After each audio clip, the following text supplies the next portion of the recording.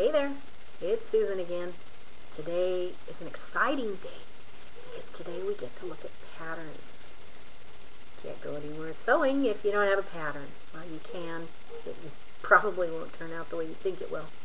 So having a pattern is a good thing. Finding the one that's easy enough for a beginner may not be as easy. So what I have today are patterns. This is what we're looking at today. Different brands of patterns. You've got Simplicity, you've got McCall's, you've got Vogue, you've got Butterick. Vogue is a tough one. Don't even look at Vogue. That one's really hard until you get started and you know what you're doing, and they're expensive. So stay away from Vogue. The other ones, the other three, Simplicity, McCall's, and Butterick. They're great patterns. My favorite is Butterick, but it may be somebody else's least favorite.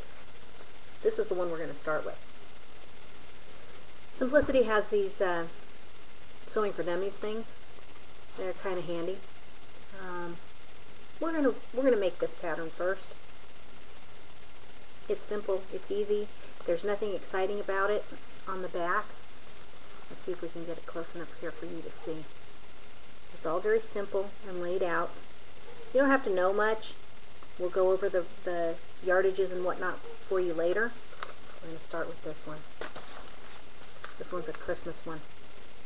I'm going to make this for my son. I don't know what I'm going to do with it yet. He called and asked for his stocking that I made him when he was just a baby. He's grown up now. So I'm going to make him a new stocking just for him. But these are pretty simple. Here we have another apron. I like aprons. Aprons are simple. They're good for beginners. I want to say I probably made, at least 10 aprons when I was getting started. Aprons are easy. They're great. They're perfect Christmas gifts. Hint, hint. Butterick.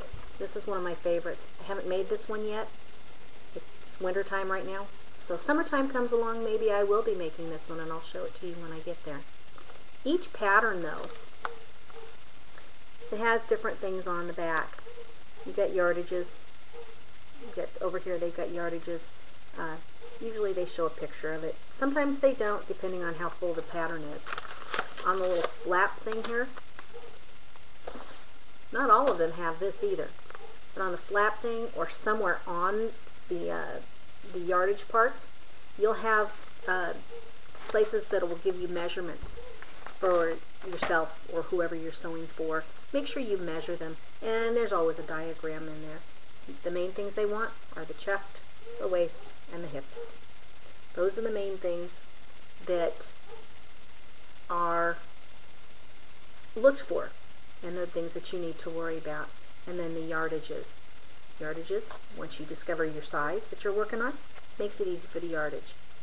We will also go over notions, the notions that are asked for in the pattern. For right now, we're going to stick with the apron. There's not much required. Thread, fabric. That's about it on this one. Thread and fabric. Of course, you need to have all the supplies that are in your sewing kit. That's why you need the sewing kits. So it'll be easy for us. Get ready for this one. But, and then here's a tip. Go to Joann's.com or, depending on if you have one or both nearby, and Hancock.com, HancockFabrics.com.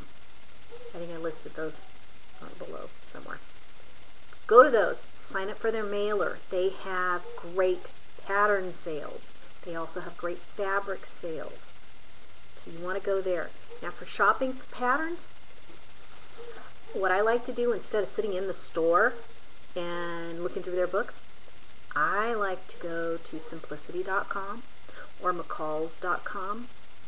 You can always throw them into a search engine. I'm kind of lazy. I like to throw it into Google because it always pops it right up first thing. I can just click on where I want to go. And shop through the patterns there. Write down your numbers. Sticky notes. Stickies. Great things. They're disposable, but they stick on whatever you want. I kind of like to stick it on my plastic in my purse, so I can pay for it, and my note is always right there. Then when I'm done with it, I can throw it away. So there's some ideas for patterns, ways to look for them. Things to look for on a pattern. You want to look for something that might be easy. They do have sections in each one of those for easy. You want to make sure that there's, at the beginning, no zippers. We'll get into the zippers later. When you're just about ready to graduate into the next level, we'll go to patterns, or to zippers and buttonholes. But for right now, if you're just starting, no zippers. This is a great one. No zippers, no rounded things to have to worry about, straight corners, easy. We're going to have a good time with this. So, go to one of those websites, start shopping for patterns, get on one of those websites and sign up for the flyers, and we'll see you at the next point where we learn how to cut.